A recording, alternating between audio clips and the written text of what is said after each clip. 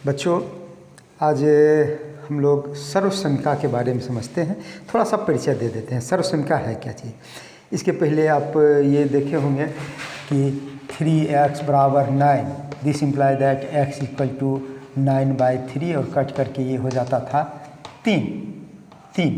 तो x का value 3 होता था। इसको हम लोग समीकरण कहते हैं। समीकरण में होता क्या है कि x का एक खास मान के लिए ही यह रिलेशन सही है। यदि 3x बराबर 9 है तो x का 3 रखेंगे मान, तभी ये बराबर होगा। 3x equal to 12, 3x equal to 12, ये x का वैल्यू 4 के लिए ये सही है। x का किसी पार्टिकुलर वैल्यू के लिए, किसी खास मान के लिए ही ये relation 3x equal to 9, 3x equal to 12 ये सही होता है। सर्वसंख्या में x का हम कुछ भी मान रखें, ये दोनों तरफ बराबर हो जाएगा। तो आइए इस तरह की सर्वसंख्याओं के बारे में हम थोड़ी सी जानकारी लेते हैं। पहली सर्वसंख्या हमारी है, अच्छा है, इसको याद रखना होगा।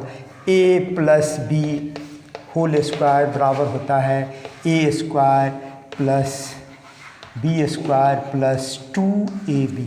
कहीं कहीं पर ऐसे लिखा हुआ रहेगा a square plus 2ab plus B square. दोनों सेम है। हम यह चर्चा कर चुके हैं कि बीजगणित में किसी को आगे पीछे लिख सकते हैं, कोई फ़र्क नहीं पड़ता है। तो हम लोग इसका उपयोग करते हैं, ये अभी नहीं रखते हैं, लेकिन इसका उपयोग हम लोग धड़ल्ले से कर सकते हैं जहाँ अभी आवश्यकता होगी। लेकिन अभी हम लोग सिर्फ इस तरह के पैटर्न को लिखेंगे। a plus B whole square का अर्थ क्या हुआ कि a प्लस बी गुने a प्लस बी। हम लोग फॉर्मूला डिराइव करते हैं। ये कैसे आ गया, ये सही है। हाँ, इसको सर्वसंख्या इसलिए कहते हैं कि a और b के जगह में ये लेफ्ट हैंड साइड और राइट हैंड साइड, ये बायां पक्ष और ये दायां पक्ष में a और b के जगह में आप कुछ भी मान रख दीजिए। a के जगह में 4, b के जगह में 10, सही हो जाएगा। a के जगह में 0, b के जगह में 5, सही हो जाएगा। कुछ भी मान रखेंगे, हाँ, दोनों तरफ रखना होगा तो रिलेशन हमारा सही होगा। यानी कि this relation, this equality relation, ये बराबर का चिन्ह है। This relation is true for all values of a and b and this is why this is called identity. सर्वसंख्या इसको कहता है। सर्वसंख्या सबके लिए समान है।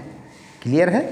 तो ये हम लोग अब इसको गुना करके देखते हैं कि ये फॉर्मूला, ये जो आइडेंटिटी है, सही है कि गलत है। हम लोग कल चर्चा कर चुके थे कि बाइनोमियल से बाइनोमियल का गुना, तो ये a से गुना हो गया, a गुने a, फिर a b से गुना हुआ, a गुने b, फिर b a से गुना हुआ प्लस b गुने a, b से गुना हुआ तो b गुने b, और ये हमारा हो गया a square plus ab plus ab plus B square. A B, ये ए बी ए को ए बी कर दिए, ये हो गया a square plus 2 A B हो गया, समान पद है इसलिए जुड़ गया, प्लस बी स्क्वायर। यानी कि ये हमारा सही है।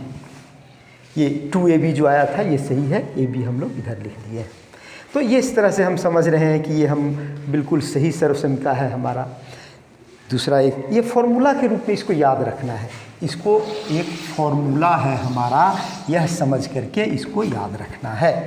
आगे हम इसका बहुत ज़्यादा उपयोग होता है इन फॉर्मूलाओं का। बीजगणितीय फॉर्मूला का बहुत उपयोग होगा, जो कि आपको लगेगा कि कभी कभी तो बड़ा कैलकुलेशन भी एकदम ईजी हो जाता है। बस इसका उपयोग हम लोग करते हैं। दूसरा है हमारा a minus B whole square बराबर a square plus B square minus 2ab।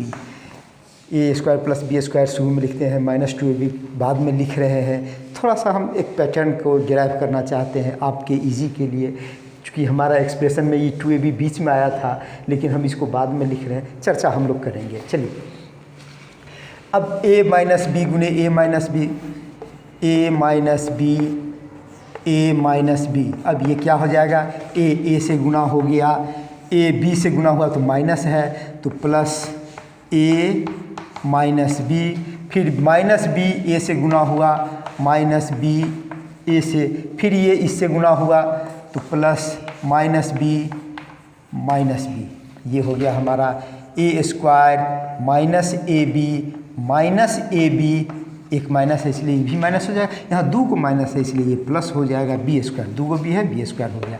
2 minus A B है, जुड़ जाएगा, minus 2ab plus B square. इसी को हम लोग थोड़ा सा सजा के यहाँ लिख दिए हैं a square plus B square minus 2ab। ये दूसरा सर्वसमीका है। तो हमको लगता है कि आप इस तरह की जो सर्वसमीकाएँ हैं ये आपके जहन में बैठ गई है, आपके दिमाग में ये आ जाएगा।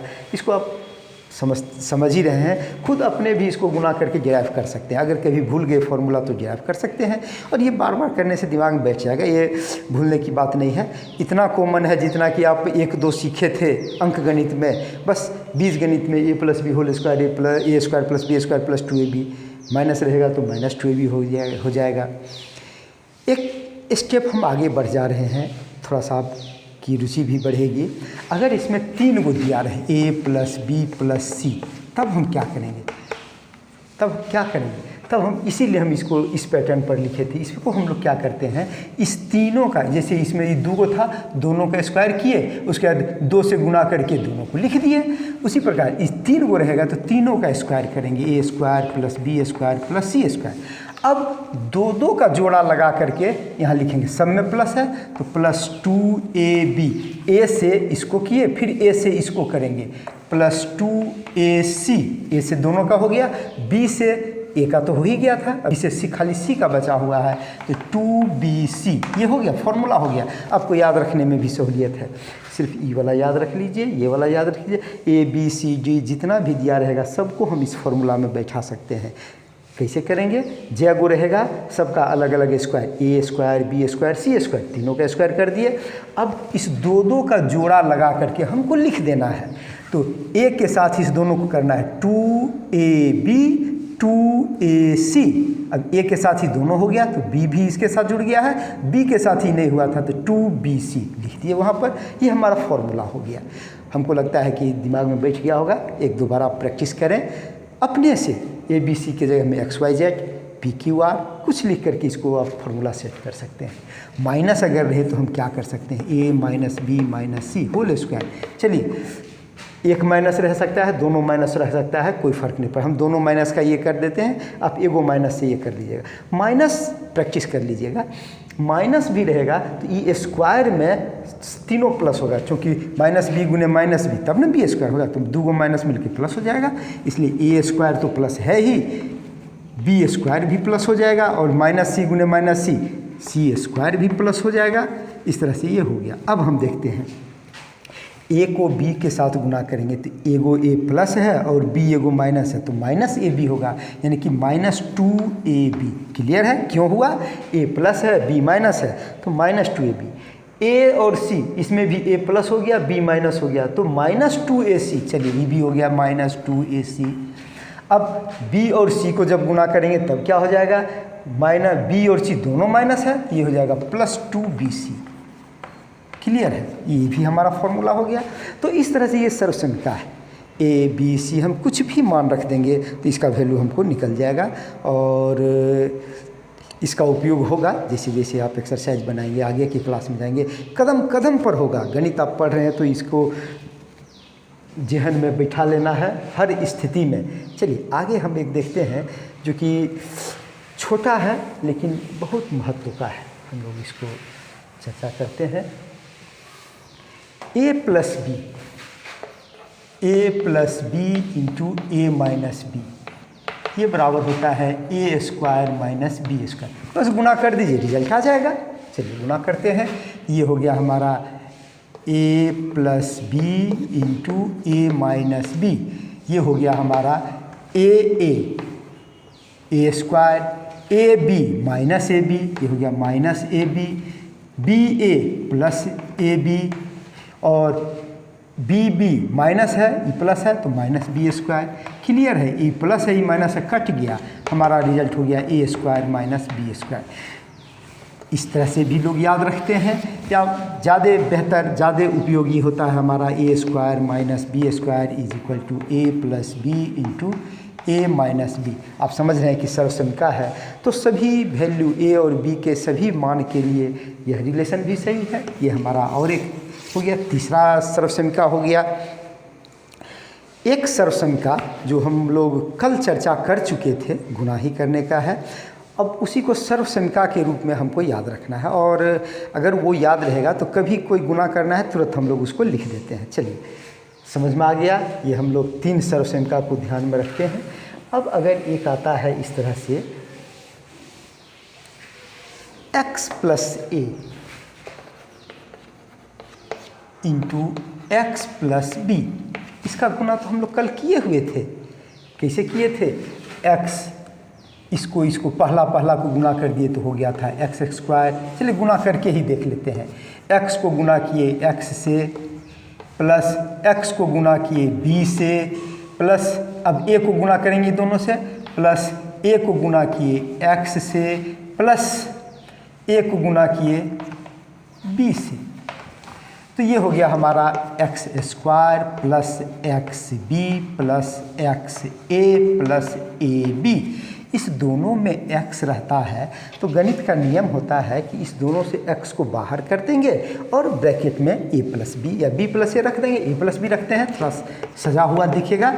x² plus x a plus b plus ab।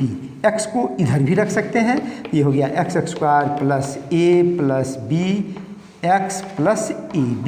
इसको हम लोग डायरेक्ट कल लिखे हुए थे कि पहला को पहला से गुना कर दिए, दूसरा को दूसरा से गुना कर दिए, ab हो गया, और तीसरा ax और bx दोनों को लिखेंगे तो a + b × x हो जाएगा। यानी इस दोनों संख्या को अगर हम खाली जोड़ दें और x से गुना कर दें तो हो जाएगा।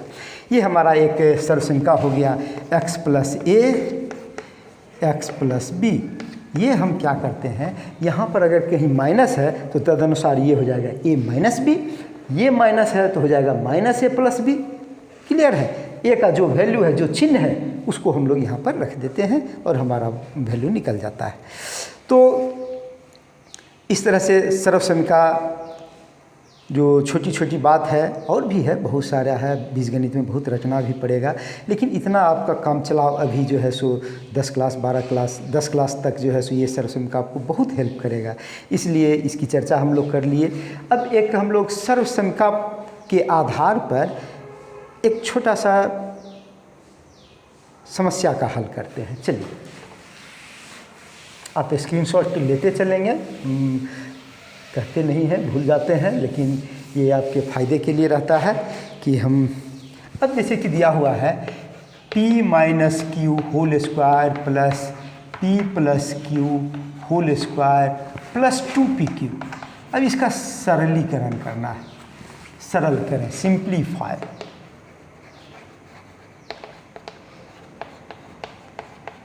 सरल करें, हम क्या करेंगे, a - b होल स्क्वायर वाला भी हम देखे थे, a + b का होल स्क्वायर, बस सिंप्लीफाई आगे बढ़ते चलेंगे और 2pq को रखेंगे, जोड़ देंगे हम। चलिए आगे देखते हैं। ये हो गया p² plus q² -2pq plus हो गया p² plus q² plus 2pq और प्लस 2pq पहले से भी दिया हुआ है। अच्छा, एक ये इसमें हम देख रहे हैं कि एगो pq यहाँ है, एगो pq यहाँ है, ये कट गया। बराबर और विपरीत चिन्ह रहता है, बराबर समान पद है और चिन्ह अगर विपरीत है, समान पद में भी इसका कोफिशिएंट अगर 2 है, ये भी 2 है, चिन्ह विपरीत है, मतलब हर दृष्टिकोण से अगर दोनों बराबर है मैग्नीट्यूड में, लेकिन चिन्ह अगर अलग है तो ये हम काट देते हैं। अब हमारा बच गया 2 p² 2p² plus 2 q² 2q² और 2 हमारा बच गया pq। 2 सब में है, सरल करना है ना, इसका मतलब कि उत्तर हमको छोटा रूप में लिखना है। सरल करने का अर्थ यही होता है कि उत्तर को छोटा लिख करके लिखना है।